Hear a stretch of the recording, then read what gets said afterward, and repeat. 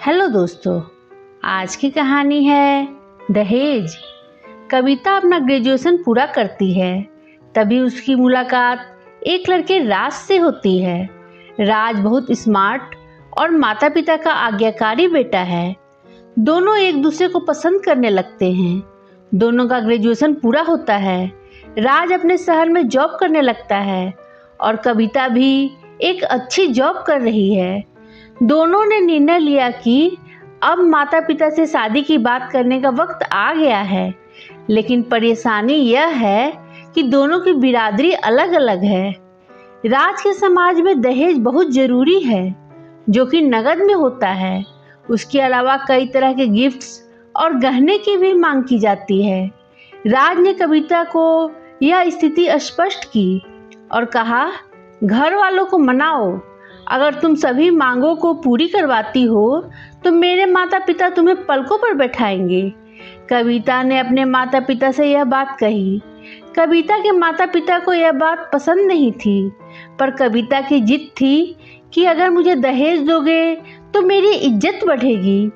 कविता के माता पिता सक्षम भी थे, बिना मांगे भी कविता को बहुत कुछ दे सकते थे, पर उन्हें इस तरह दहेज की मांग करने वाले लोग पसंद नहीं आ रहे थे। लेकिन माता पिता कविता की खुशी चाहते थे। उन्हें यह डर था कि कहीं उनकी बेटी ये ना सोचे कि वे अपनी बेटी को कुछ देना नहीं चाहते। इसलिए उन्होंने सभी शर्तें मानी। शादी में राज को कार, फ्लैट, फर्नीचर के साथ 60 लाख नगद दिए गए। साथ ही कविता को गहने भी दिए गए और सभी रिश्तेदारों को गिफ्ट्स और कपड़े भी दिए। शादी बहुत धूमधाम से की गई, कोई कमी नहीं छोड़ी गई। कविता को मन ही मन यह गुमान था कि बिरादरी अलग होने के बावजूद माता पिता ने उसकी शादी ससुराल के हिसाब से की। कविता को विश्वास था कि उसे बेटी बनाकर रखा जाएगा, उसे वही प्यार दिया जाएगा जो उसके माता पिता ने दिया, क्योंकि उसने अपने ससुराल का मान रखा है।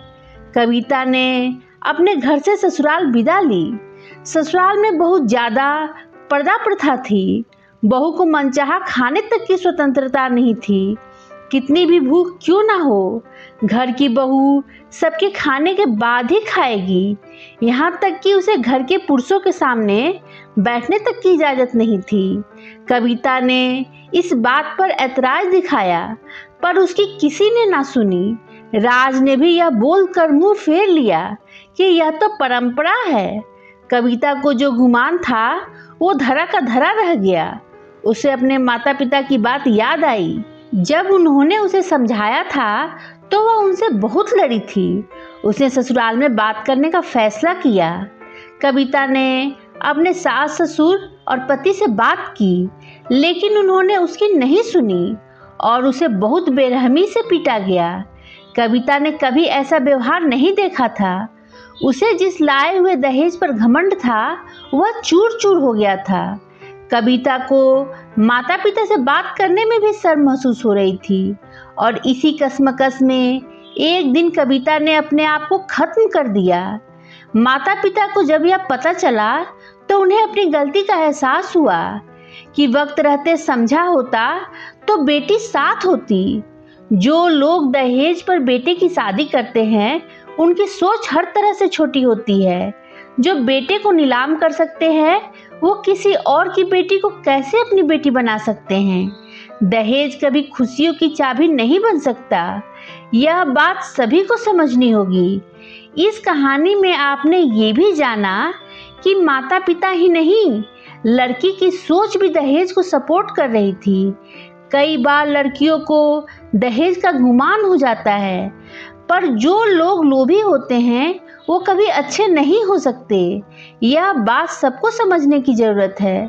दोस्तों, इस कहानी के बारे में अपने विचार कमेंट कर बताएं।